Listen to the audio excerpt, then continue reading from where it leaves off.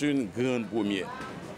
C'est une activité exceptionnelle qui réunit un ensemble de professionnels de l'enseignement supérieur, un ensemble d'institutions qui sont au nombre de 17 du côté haïtien. Cette activité se réalise dans un cadre, je dirais, international, mondial, par visioconférence. Il y a des partenaires qui sont maintenant à l'Université de Montréal, en la personne du docteur Samuel Pierre, l'initiateur de cette activité, et les autres partenaires qui sont maintenant à Infotronic. Il s'agit du lancement d'un institut des sciences de technologie d'Haïti.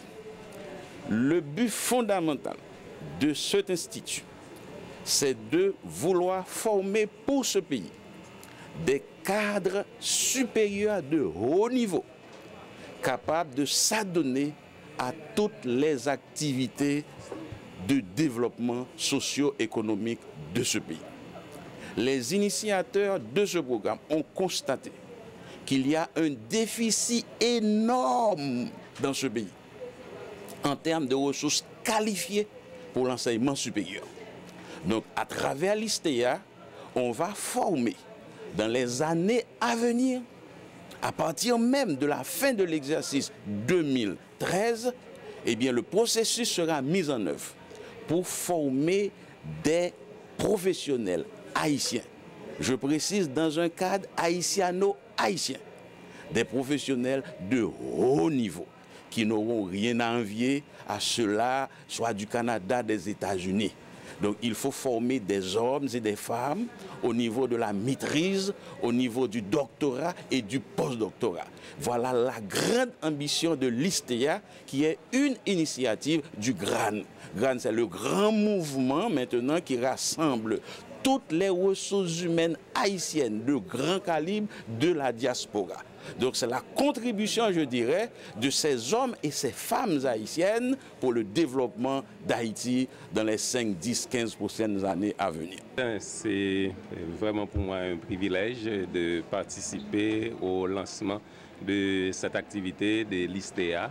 Je crois qu'aujourd'hui, on a grand besoin de ces activités et nous profitons de cette occasion pour saluer le docteur Samuel Pierre et puis tous les membres de l'ISTEA, parce que c'est un programme qui vise la coopération entre les universités. Et je crois que c'est un très bon programme aujourd'hui, car avec ce programme où l'on prévoit en particulier de former des professeurs, de permettre à ce que... Parce que l'opération, c'est surtout 1000 scientifiques pour Haïti.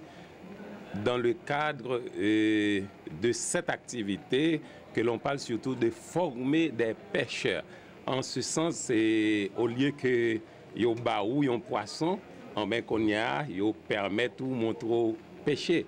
Et l'une des difficultés que nous avons en Haïti, c'est la coopération et l'unité. Maintenant, ce programme vise à mettre ensemble les universités. Au lieu de déplacer les étudiants, ce qui coûte très cher, on va maintenant déplacer les professeurs. Je crois que c'est vraiment une activité à honorer, à encourager, surtout que nous sommes à la veille même du 3e anniversaire de ce grand tremblement de terre qui a tant secoué le pays. Donc je crois que dans le processus même de reconstruction du pays, c'est vraiment une activité à encourager par tout le monde. Alors nous avons participé au lancement de cette activité, mais je vois que dans le programme, toutes les idées sont là. On n'a qu'à encourager les initiateurs de ce projet.